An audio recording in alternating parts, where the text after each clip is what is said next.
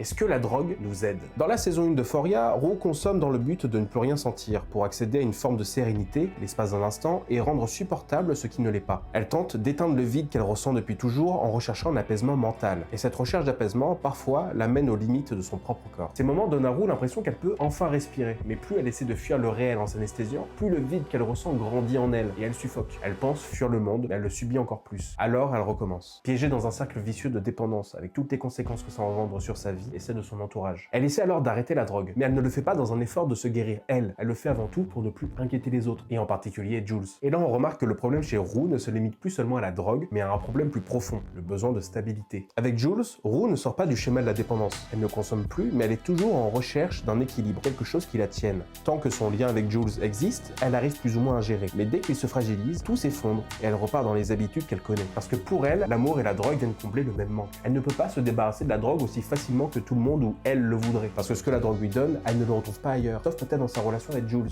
Parce qu'avec la drogue... The highs are high, but the lows are low. Et au-delà de la drogue, c'est quelque chose de très humain, de s'accrocher à quelque chose qui nous fait du bien, même si on sait que ça nous fera mal après.